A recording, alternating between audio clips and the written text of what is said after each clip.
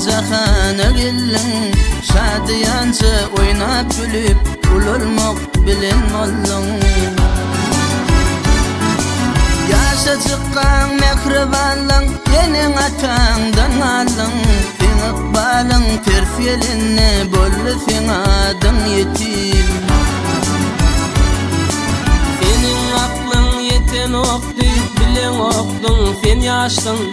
Gece deyip ağlayardın, ehli adama içtin. Sen diline düşen yoktu, süt gerekti, sen açtın. Yenen sütü yok sana ley, sarılıp solayan yetim.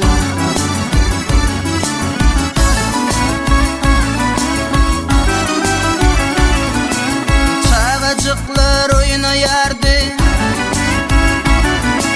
çağacıklar oynayardı. Senin yüzün soluktu, inni bu yalan dünyadan sen umudun üzüktü. Mutan gözün yaşladı, senin yüzün soluktu. Aylar günler geçip duray, 10 yaşı doldun yetim.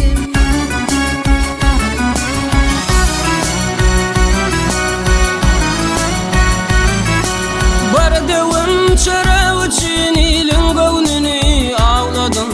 Ehli zada düşünün son, yürek bağıran dağladın. Yetimlikten yanıp pişip uzun gece ağladın. Senin hiç kararın yok ey, hasrete kaldın yetim.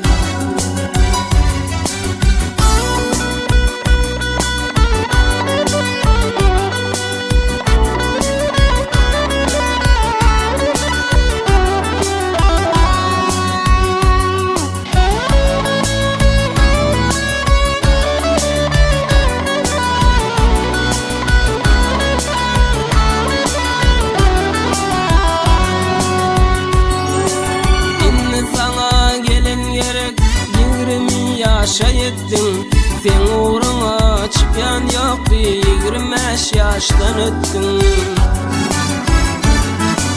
Ne derini bilmenini hiç yatman fikir ettin. Beyik bir vardan dile, göz yaşa dolun yetim. Yenin feryadı bilin, bana gelin yetirdi. Hemmeler sen koyun tutup bana gelin getirdi. Sen olara minnettardım, olar uliş bitirdi. Gelin gelin hem ecede, kakada ollu yetim.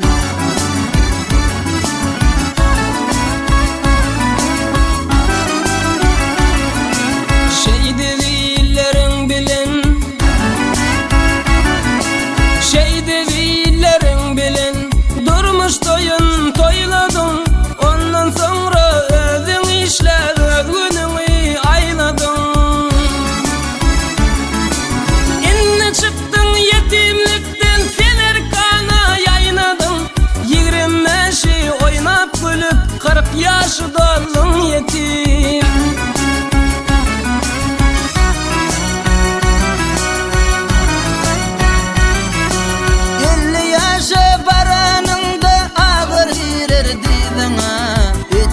İşin edip bilmen, kayınırsın ödüne.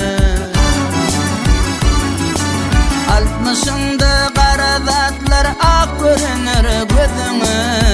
Hafi hemmerin yaşı 63 dolun yetim. 60'ında kara zatlar ak görünür gözüne. Hafi hemmerin yaşı 63